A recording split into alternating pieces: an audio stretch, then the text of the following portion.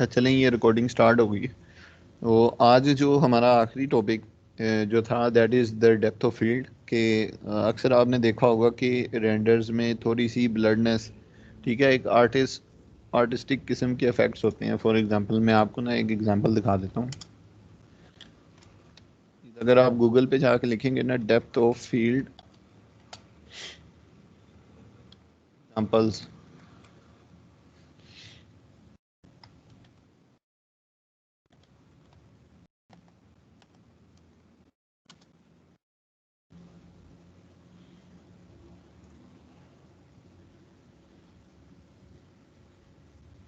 For example अगर मैं इसमें से देखता हूँ अगर कोई मिल जाए अच्छी सी।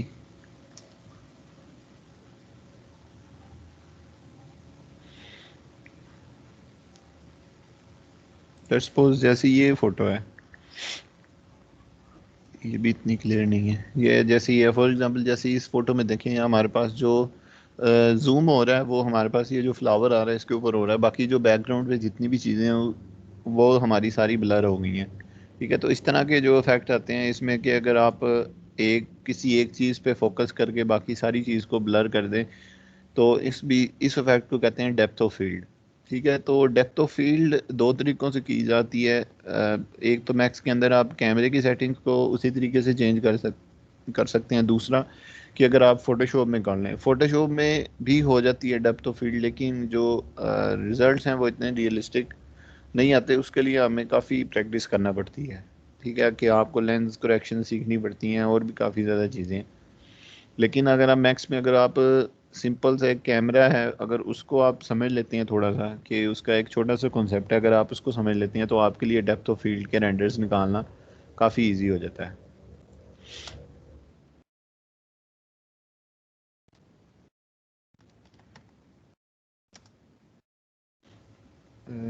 आर्किटेक्चर में देख लेते हैं अगर कोई हमें मिल जाती हैं।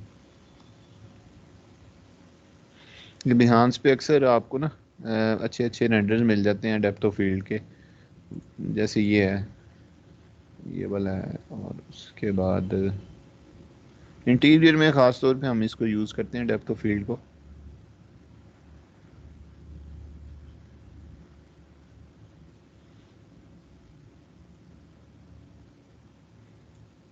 जैसे ये देखें, अब ये लेंस है, बाकी ये सारा पीछे ब्लर हो गया है, ये आगे फोरग्राउंड भी ब्लर हो गया। तो ये वाली जो इस तरह के जो इफेक्ट्स होते हैं इनको हम डेप्थ ऑफ फील्ड कहते हैं। इसको हम देख लेंगे कि हमने कैसे करना है। फॉर एग्जांपल आपको मैं ये एग्जांपल दिखा देता हूँ। ये देखें, ये मैंने एक छोटा सा सीन 3D मैक्स के अंदर एक क्रिएट किया था।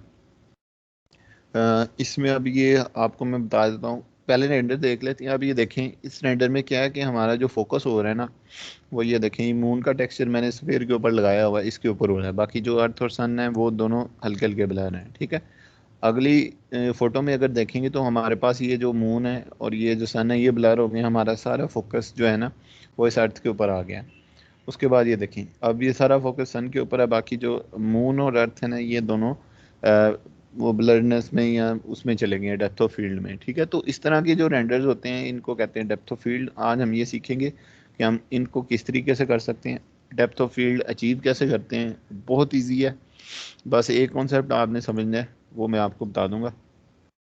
अच्छा, जिन्होंने जैसे आयशा आपने लास्ट लेक्चर नहीं लिया तो आई होप अगर आपने टाइम मिला तो देख लिया होगा। अदरवाइज़ मैं ये बता दूं कि हमने लास्ट लेक्चर में जो वी रे टू साइडेड मटीरियल है उनके बारे में पढ़ा था। ठीक है, वी रे टू साइडेड मटीरियल का मैं मैक्स में आपको थोड़ा सा बता देता हूँ कि आप उसी तरीके से जैसे नॉर्मल मटीरियल बनाते हैं, आप उधर गेट मटीरियल में जाएं और वहाँ लिखें वी रे टू साइडेड। ये देखें, वी रे टू लिखेंगे तो आपके पास ये आ जाएगा टू साइडेड मटीरियल।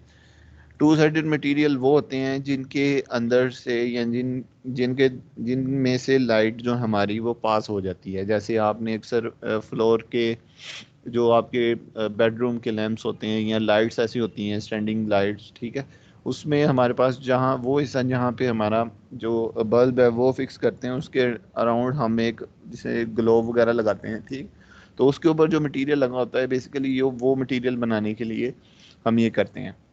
आपने सिंपली गेट मटेरियल में जाके वीरे टू साइडेड मटेरियल सर्च करना है और यहाँ फ्रंट मटेरियल हमारे पास आ रहा होगा। यहाँ आपने अगेन सिंपल जिस तरह वीरे मटेरियल बनाते हैं आपने वो बनाना है, ठीक है, इस तरीके से।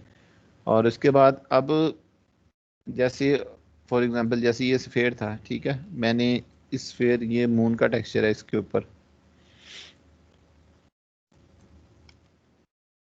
ये देखें, ये एक टेक्सचर बनाया हुआ है। ये देखें वीरे क्या नाम है, टू साइडेड मटेरियल है। आप फ्रंट मटेरियल पे ये देखें उसी तरीके से कॉपी इंस्टेंस कॉपी करके ये मैंने मून का टेक्सचर बनाया है। अब ये सॉलिड टेक्सचर है, ठीक है, लेकिन जैसे आपने रेंडर में देखा होगा इनके अंदर से ये लाइट पास कर रही है, ये किस्म के ग्लो कर रहे हैं, ठीक है। तो ये कैसे कैसे किया है ये, अब ये देखें, ये स्फीयर है ना, अगर मैं इसको वायर फ्रेम में कन्वर्ट करता हूँ तो इसके अंदर ये देखें लाइट मैंने लगाई हुई है, स्फीयर लाइट, ठीक है। तो वीडियो टू साइडेड मटेरियल को देखने के लिए आपको थोड़ी सी लाइट भी लगानी पड़ती है, ठीक है, लाइट उनके अंदर से पास करती है और आपको फिर इस तरीके का ना ग्लोइंग इफेक्ट आता है। तो ये चीज़ थी, ये हमने कल पढ़ा था। तो इस उसके अलावा इसमें जो ट्रांसपेरेंसी होती है वो हम कंट्रोल करते हैं कि फॉर एग्जांपल आप जितना ब्लैक की तरफ जाएंगे उतना ज़्यादा क्या नाम है ये कम लाइट अमिट करेगा, जितना टुवर्ड्स वाइट आएंगे तो ज़्यादा लाइट ये अपने अंदर से पास करेगा और आपका ये जो फिक्सचर है ये उतना ज़्यादा ब्राइट हो जाएगा, ठीक है। इसी तरह मैंने अर्थ का बनाया और ये सन का बनाया है, ठीक है। एक मैं आपको सिंपल रेंडर करके दिखा देता हूँ ये दिखता किस तरीके से है।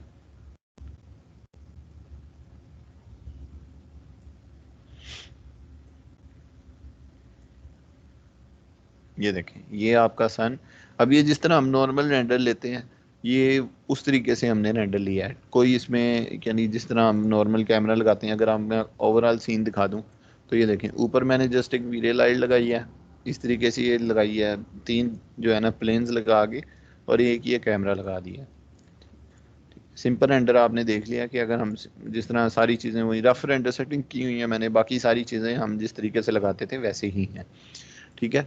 अब इसमें आ जाता है डेप्थ ऑफ फील्ड के, डेप्थ ऑफ फील्ड का क्या कॉन्सेप्ट है, किस तरीके से उसको एक्टिव करते हैं। हमने जो थर्ड लेक्चर पढ़ा था उसमें मैंने जब हमने कैमरे को बढ़ा था, इसमें जब ये वाली स्लाइड हम पढ़ रहे थे कि अपर्चर स्केल, ठीक है, जब हमने इसको डिस्कस किया था अपर्चर बेसिकली क्या होती है, इट्स ओपनिंग ऑफ लेंस, ठीक है। ये आप ये हमेशा खुली रहती है। जब भी आपने कैमरे में फॉर एग्जांपल अपर्चर की वैल्यू सेट कर रहे हो तो ये ओपनिंग का साइज छोटा बड़ा हो जाता है, लेकिन ये खुली रहती है। इसके बाद एक दूसरी ओपनिंग होती है दैट इज शटर स्पीड, ठीक है। शटर स्पीड क्या करती है, उसको हम सेकेंडरी शटर भी कहते हैं। जब आप इमेज को क्लिक करने के लिए आप बटन प्रेस करते हैं कैमरे का तो वो शटर उसी तरह उसी टाइम ओपन होता है, लाइट अंदर आती है, आपकी इमेज कैप्चर हो जाती है, वो जो कैमरे का शटर होता है वो बंद हो जाता है, ठीक है। लेकिन अपर्चर जो है ना ये हमेशा खुला रहता है।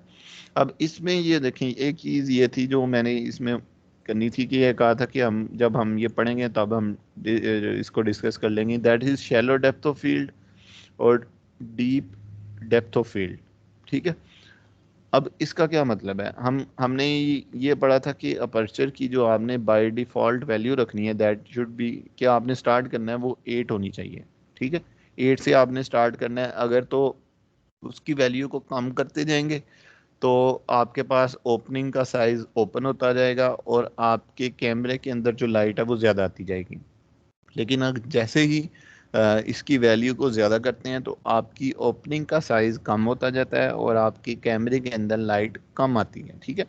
अब ये देखें इसमें दो चीज़ें मैंने लिखी थी, डीप डेप्थ ऑफ फील्ड। आप जो नॉर्मल रेंडर निकालते हैं जिसमें यानी सारी आप फॉर एग्जांपल अगर आप 50 फुट दूर या 100 फुट भी दूर कोई भी एक चीज़ देख रहे हैं तो आपको वो क्लियर नज़र आ रही है, ठीक है। तो इस तरह की यानी जो नॉर्मल पिक्चर होती हैं वो हमेशा डीप डेप्थ ऑफ फील्ड में ही होती हैं बाय डिफ़ॉल्ट, ठीक है।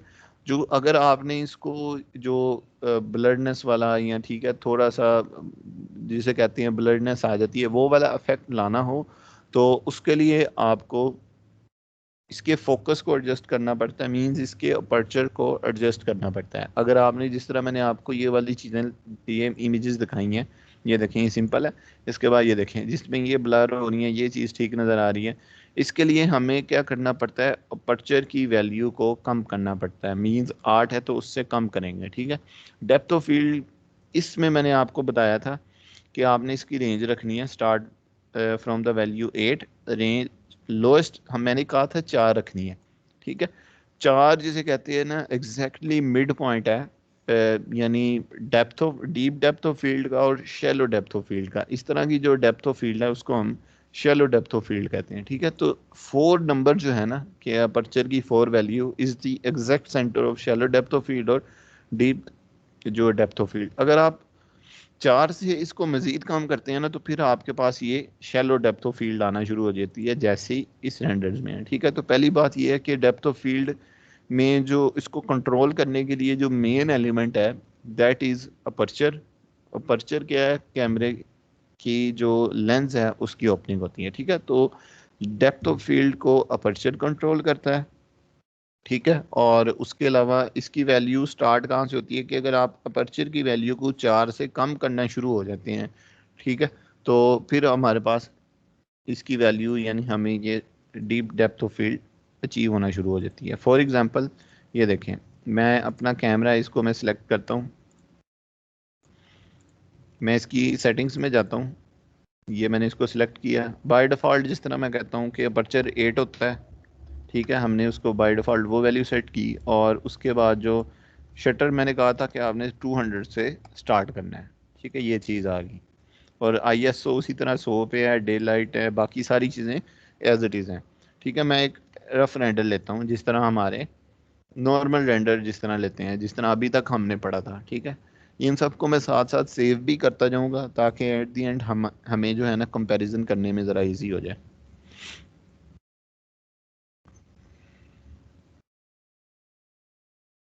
ठीक है, ये देखें सिंपल जिस तरह ट्रेडिशनल तरीके से हमने जो भी सारी चीज़ें लगाई हैं उस तरीके से हमने इसके रेंडर निकाल लिए हैं। मैं इसको JPEG में सेव कर लेता हूँ, डेप्थ ऑफ फील्ड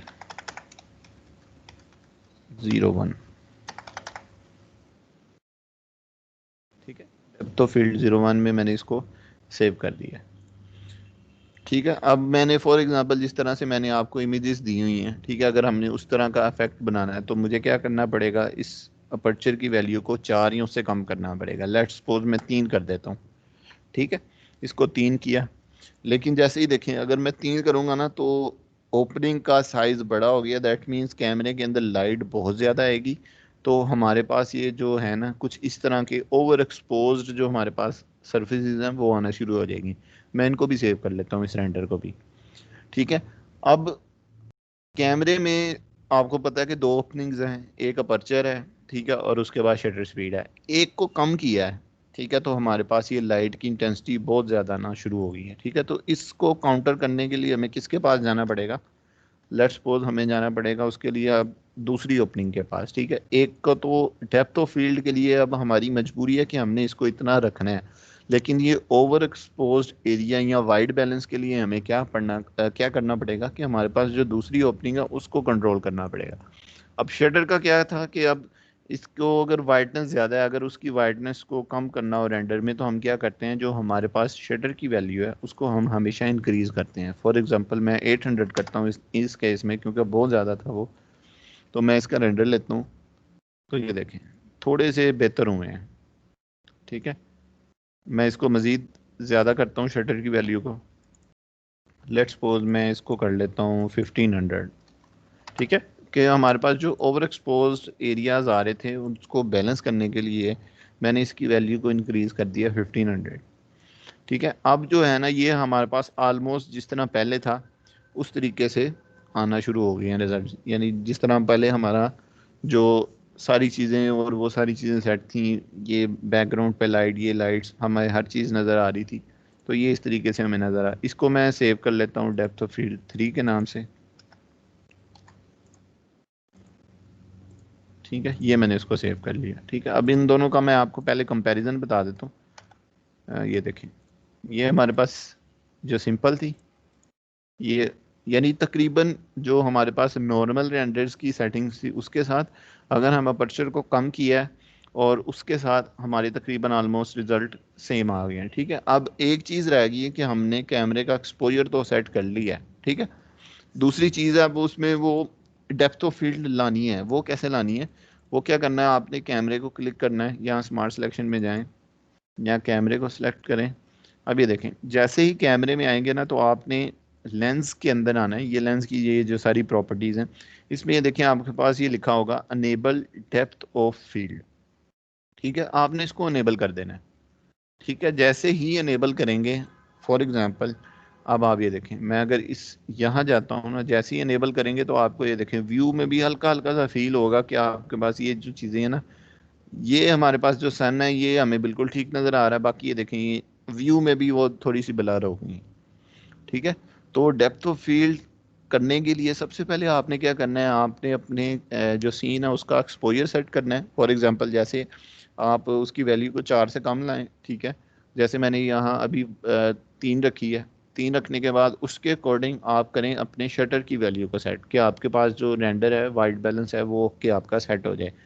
वो करने के बाद आपने कैमरे को सिलेक्ट करके उसकी जो ये वाली है, क्या नाम है इसकी, में जो लेंस की है ये अनेबल डेप्थ ऑफ फील्ड, आपने उसको एक्टिव करना है। जैसे ही एक्टिव करेंगे आपके पास सीन में चीज़ें ब्लर होना शुरू हो जाएंगी। फॉर एग्जांपल मैं इसका रेंडर लेता हूँ।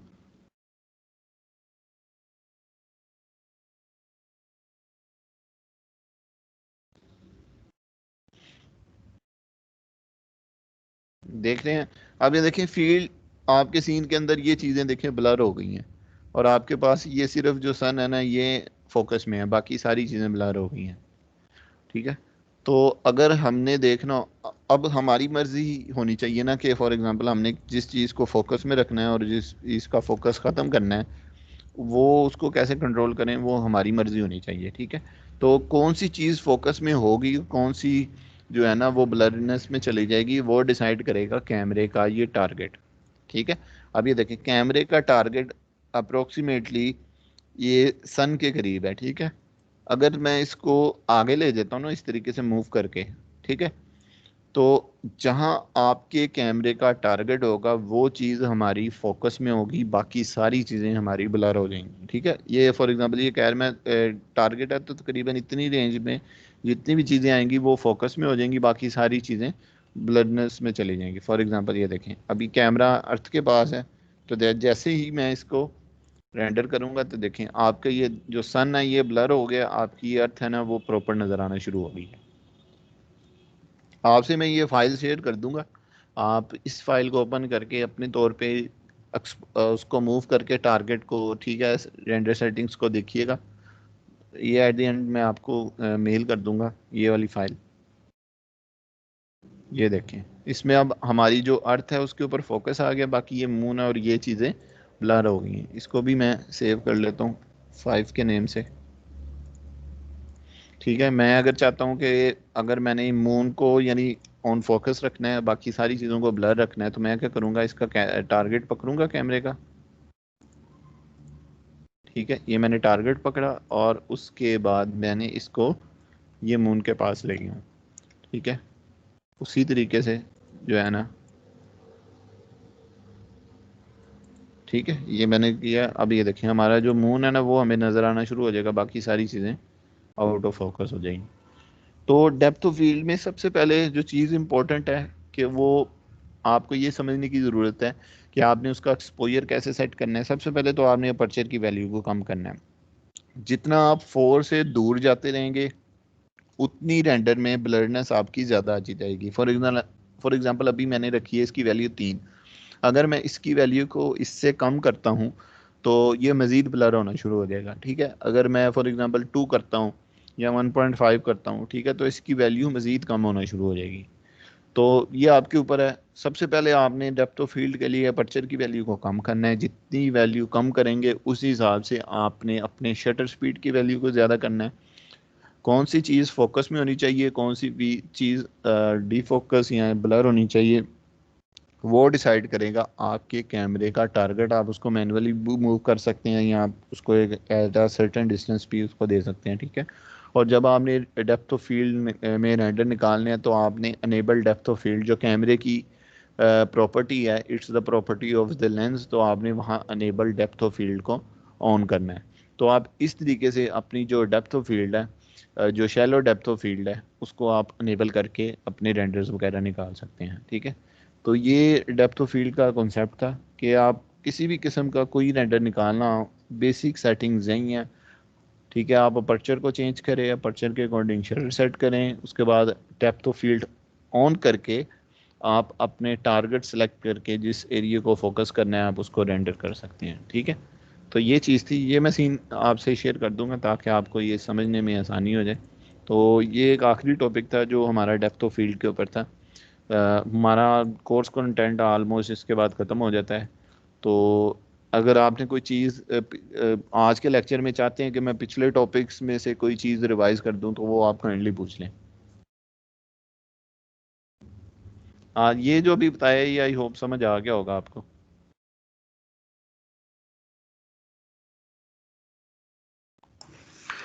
जी सलान भाई, ये समझ आ गया। लेकिन मैं ना लास्ट टाइम जब लाइट्स को कर रही थी तो पहले मेरी लाइट्स की 10 वो मैं 12 ही रखती थी उसका मल्टीप्लाई, तो वो बिल्कुल ठीक आ रही थी। लेकिन बाद में मैंने सारी लाइट्स, मेरी थोड़ी मिस्टेक हो गई थी तो मैंने सारी डिलीट करके दोबारा से बनाना शुरू किया। जब मैंने उसका दोबारा रेंडर किया ना तो सारी चीज़ें मैंने वही रखी थी, मल्टीपल भी 12 भी था, उसके ठीक बावजूद है, इंटेंसिटी बहुत ज़्यादा कम आ रही थी, वो नज़र ही नहीं इंटेंसिटी आ रही। आप वो कैमरे को आप देख लीजिएगा, कैमरे की भी सारी वही प्रॉपर्टीज थी, ठीक है, नहीं शटर मैंने, स्पीड। जी कैमरा भी वही था। मैं आपके साथ पिक्चर शेयर कर लूंगी एक बार दोबारा करके ना। ठीक हो गया, चले ठीक है, वो मुझे दिखा दी कैमरे की प्रॉपर्टीज। ये बेसिकली एक्सपोजर का मसला होता है कैमरे का। ठीक है, जी और यहाँ एक तो सबसे पहले आपने कैमरे को चेक करना है कि कैमरे का शटर स्पीड, अपर्चर और आईएसओ वो ठीक है। उसके बाद आपने चेक करने है कि जो आपकी लाइट्स के यूनिट्स हैं वो ठीक हैं कि नहीं, वो वाट में है या दूसरे किस में है, वो चीज़ चेक करके आप दोबारा देख लीजिएगा। ओके। मुझे लगता है कि हो जाएगा। मेरे ख्याल से मैंने यूनिट्स, चलिए मैं देख लूंगी। हाँ, यूनिट्स को एक दफ़ा देख लीजिएगा आप। ठीक है। और दूसरा वो जो फोटोशॉप के लिए अल्फा रे वाला था, वो वो मैं, अल्फा, सॉरी मैं बात नहीं समझा, सॉरी। इस और मुझे अल्फा बैकग्राउंड जो बनाना था, वो दूसरा जो रेंडर आता था उसका, जी जी। मैंने आपसे नहीं, पूछा। एक्चुअली वो मेरा यकीन करें टाइम नहीं लग पा रहा। अच्छा मैं सर बड़ी सर, कोशिश, हाँ। हाँ मुझे फिर वो बता दीजिएगा। हाँ, मैं आप मुझे मैंने लिखा हुआ है अपनी डायरी पे। ठीक है ठीक है तो ठीक है। वो एक प्रोजेक्ट की यानी कर रहे हैं हम। नहीं नहीं, कोई तो मसला उसमें नहीं, भी आप हाँ। बता दीजिएगा। अच्छा चलें, ठीक हो गया। ठीक है ओके। और टेस्ट का मुझे बता दें कौन सा डे रखना है। ठीक है, टेस्ट सर्टिफिकेट्स मैं तभी दूंगा जब टेस्ट जो है ना वो सारे पास करेंगे। पहले मैं वैसे ही दे देता था, लेकिन क्या नाम है, दिल तो मेरा यही कर रहा है कि मैं वैसे ही दे दूं सारे सर्टिफिकेट्स, और वो प्रिंट होके आ भी गए हैं। ठीक है, लेकिन टेस्ट एक छोटा सा होना चाहिए ताकि मुझे भी तो पता चले ना मैंने जो पढ़ाया कितना को समझ आया। तो वो मैं होपफुली ग्रुप में बता दूंगा। तो एक पर्टिकुलर डे मैंने लास्ट लेक्चर में बताया था कि जुमेरात, जुम्मा या हफ्ता, इन तीनों में से एक दिन होगा। मोस्ट प्रोबेबली ज़्यादा चांसेस जुमे के हैं कि जुमे वाले दिन हम अराउंड 4 to 6 एक 10-15 मिनट का एक मल्टीपल चॉइस का क्विज टाइप होगा। वो मैं आपको गूगल फॉर्म वगैरह अपलोड कर दूंगा। तो उसमें जस्ट आपके पास मल्टीपल चॉइस होंगे, आपने उसको क्लिक करके विद इन 10 to 15 मिनट्स वो आपने सबमिट करना होगा। बाकी ऐसे कोई ही पूछ लो यार, आपने कोई कुछ वीक पूछना है। डे रख लीजिएगा टेस्ट के लिए, वीक डे ठीक रहेगा एनी। जुमेरात, जुम्मा, हफ्ता, ये मैं ग्रुप में भी मैसेज कर वीकेंड देता हूँ मुझे। रहने दीजिएगा, वीकेंड पे थोड़ा इशू हो जाता है तो आप वीक डे रख लें कोई भी। चले ठीक है, थर्सडे या फिर फ्राइडे रख लेंगे इस पे। हाँ ठीक है। हसीब कुछ पूछना है यार, काइंडली पूछ लो।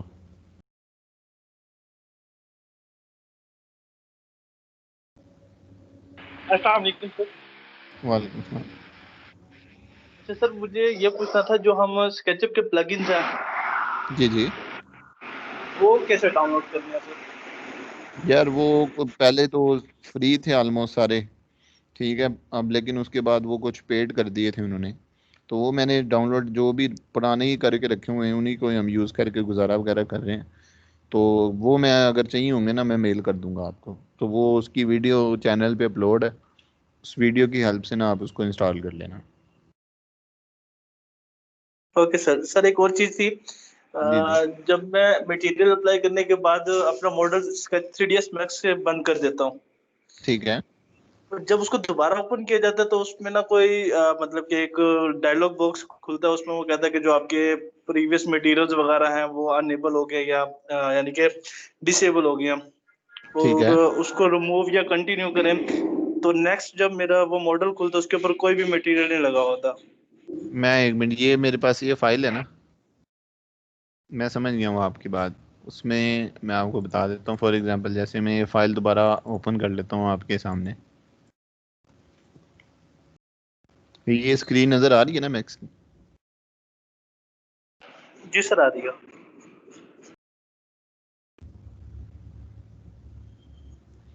वो याद है आपको कि एक्सटर्नल फाइल्स रेफरेंस वो किस तरीके से हमने किए थे? वो चीज़ का ये सर बेसिकली वो एरर है। जिसमें ठीक सर एक मिनट, जिसमें हमने एक, पास शो किया तो। हाँ हाँ, वही वाला कि ये देखो, एक तो ये अल्फा वाला आपसे पूछेगा, ठीक है, ये आता है ना मिसिंग एक्सटर्नल, ये वाला, जी सर यही आता है बिल्कुल। ठीक है ना। तो इसमें देखो फॉर एग्जांपल आपने, मैं कोई भी प्रोजेक्ट करता हूँ ना, तो कोई भी प्रोजेक्ट करता हूँ चाहे नया प्रोजेक्ट हो, तो मैंने कोई भी मटेरियल बनाना, तो मैं क्या करता हूँ, फॉर एग्जांपल मैं आपको दिखा देता हूँ इधर, ये प्रोजेक्ट्स है ना मेरे, फॉर एग्जांपल कोई भी प्रोजेक्ट करना हो तो मैं क्या करता हूँ कि जो भी मैंने मटेरियल बनाने होते हैं ना, मैं ये देखें प्रोजेक्ट है, इसमें ये मैक्स की फाइल का अलग फोल्डर होता है, AutoCAD, electrical calculations, maps, PDF net, ये मैं अलग फोल्डर रखता हूँ। इसमें एक फोल्डर होता है मैप्स, मैंने जो भी टेक्सचर बनाना हो मैं इस फोल्डर में उसको एक दफ़ा लाजमी कॉपी करता हूँ, ठीक है। जैसे ये देखें मून की है, ये सारे टेक्सचर मैंने इस प्रोजेक्ट में यूज़ हुए हैं, तो मैंने उसको इनमें कॉपी किया है। तो बेसिकली वो यही पूछ रहा था, बाज़ का फोल्डर हम आगे पीछे कर देते हैं तो या मैक्स नया इंस्टॉल करें ना, तो वो उसकी डायरेक्टरी से हट जाता है, ठीक है। फॉर एग्जांपल अब ये कह रहा है ई टेक्सचर सी एन सी, ठीक है, ये सारी चीज़ें हैं, अब ये नहीं है, ब्रिक रेड स्टोन है, ठीक है। अब अगर तो ये आपके पास पाथ पड़ा हुआ है, अब ये फाइल जो मैंने ओपन की है मैंने अपने दूसरे कंप्यूटर पे बनाई थी, और वहाँ मैंने कोई टाइल्स और स्टोन वगैरह लगाए थे, लेकिन वो मैंने, क्योंकि डेप्थ ऑफ फील्ड का कॉन्सेप्ट समझाना था तो वो मुझे ज़रूरत नहीं थी, ठीक है। तो वो ये सारी इसलिए पूछ रहा है कि वो किधर है, आपने मटेरियल्स तो बनाए हुए हैं अपने, इधर देखें ना, ये मैं अगर मटेरियल ओपन करता हूँ फॉर एग्जांपल, अगर, लेकिन वो मटेरियल तो बने हैं लेकिन उनके मैप्स नहीं है, ठीक है। तो इसमें यही होता है कि फॉर एग्जांपल लेट्स सपोज कि आपने जो टेक्सचर बनाए थे ना वो सारे यही वाले थे, तो इसका तो क्या तरीका है कि आपने ब्राउज करने हैं, ऐड करने हैं, और जहां आपने वो मैप्स के या प्रोजेक्ट्स के, फॉर एग्जांपल जैसे मैंने अभी आपको प्रोजेक्ट दिखाया है, उसमें ये वाला प्रोजेक्ट, ये वाला, ठीक है, और ये मैप्स लेट्स सपोज ये इधर पड़े हुए हैं, तो इसको यूज़ पाथ करा के ओके करेंगे ना, तो वो आपकी वो सारी चीज़ें वो ख़त्म हो जाएंगी, ठीक है। तो इसको फिर कंटिन्यू कर देना, तो वो फिर वो आपके सारे टेक्सचर वापस आ जाएंगे, ओके सर। ठीक है। दूसरा ये होता है कि आपने करना होता है कि जब भी फाइल शेयर करनी है किसी को, ठीक है, तो ये डायरेक्ट 3ds मैक्स की फाइल नहीं दे देनी, जब भी आपने सेव करना है उसको ऐसे देखें सेव, और उसके बाद आपने सेव एज में जाके ये आर्काइव की ऑप्शन होगी, ठीक है, आप इसको आर्काइव करेंगे, और लेट्स सपोज मैं इसको सेव करता हूँ डी में, ठीक है, ये देखें, आपने इसको सेव करेंगे ना, तो हमेशा आपने आर्काइव में ये इस तरीके से फाइल शेयर करनी है, ये मैक्स की फाइल बनेगी आपकी, ये जिप फाइल, उसके अंदर ये आपकी, ये देखिए जहाँ जहाँ टेक्सचर आ रहे होंगे वो सारे टेक्सचर कॉपी कर देता है और वो सारी चीज़ें आ जाती हैं। तो फाइल शेयर आपने हमेशा इस तरीके से करनी है। अब इस यहाँ इसको यानी ओपन करके यहाँ आप मैक्स की फाइल को ओपन करेंगे ना, तो वो जो आपके टेक्सचर वगैरह ना वो सारे सही आएंगे। ओके ओके सर ठीक हो गया सर।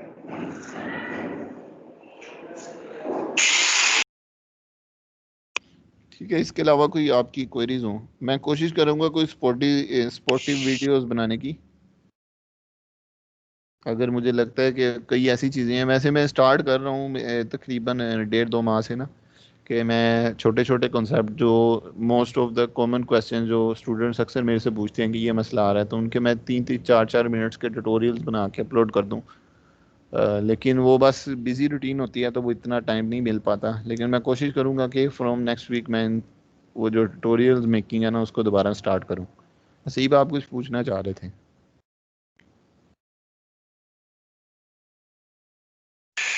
सर यही क्यूरीज थी रही और नहीं। अच्छा चलें, ठीक हो गया, thank you. Thank you sir. अच्छा आपने आपने कुछ पूछना है तो काइंडली बता दें। नहीं बस ठीक है, मैं पिछला करूंगी फिर मैं आपसे पूछ लूंगी। अच्छा चलें, ठीक हो गए। चलें फिर आज के लिए जो आज का लेक्चर इतना ही था। थैंक यू सो मच कि आपने ये ट्रेनिंग ज्वाइन की। और best of luck for your future tenures. आप इसको अच्छे तरीके से क्या नाम है ट्यूटोरियल्स को देखें, रिवाइज करें, ठीक है। और मुझे उम्मीद है कि इंशाल्लाह 1-2 माह की प्रैक्टिस से आप ये सारी चीज़ें सीख जाएंगे।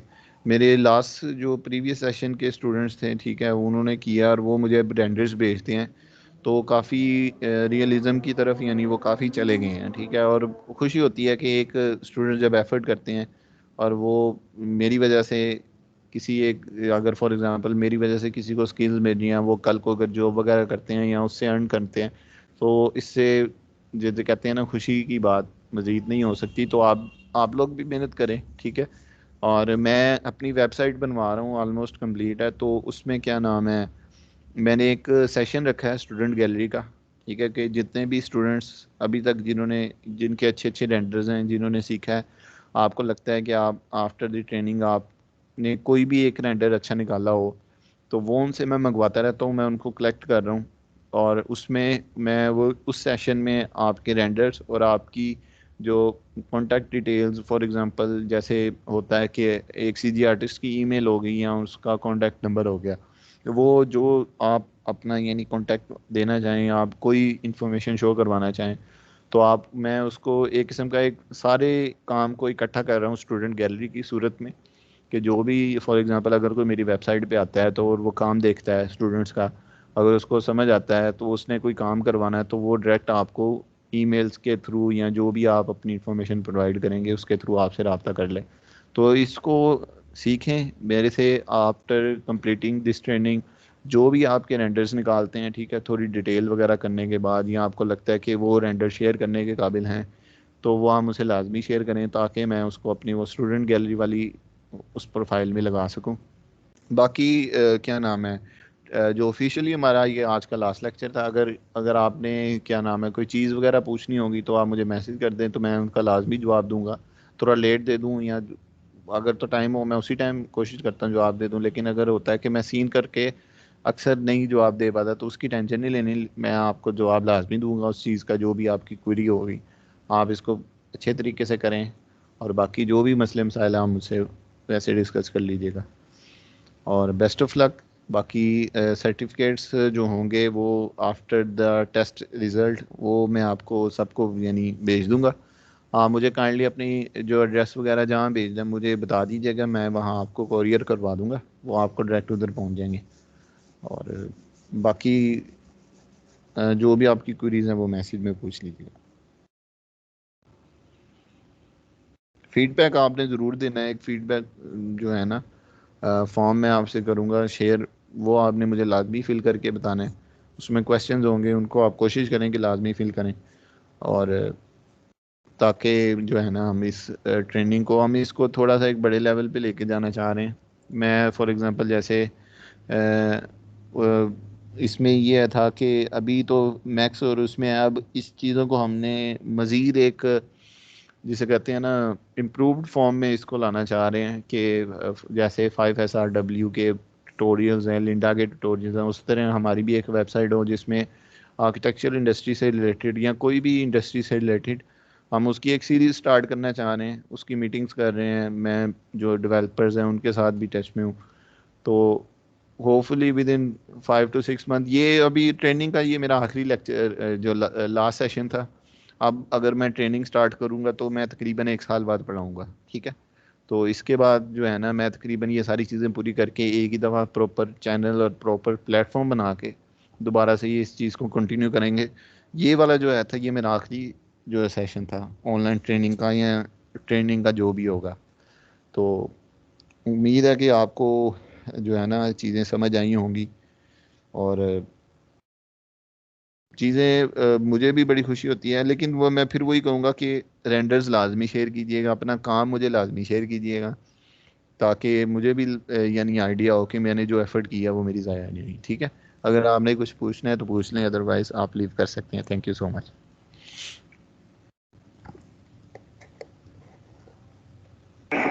सर वो आपको थैंक्स करना था सर, थैंक यू। एक तो मुझे मोटिवेट करने के लिए सर, अच्छा और दूसरा सर इस ज्वाइनिंग में मुझे भी ऐड करने के लिए।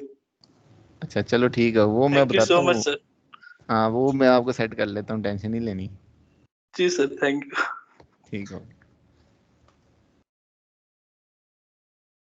चले ठीक है, थैंक यू सो मच, आप लीव कर सकते हैं।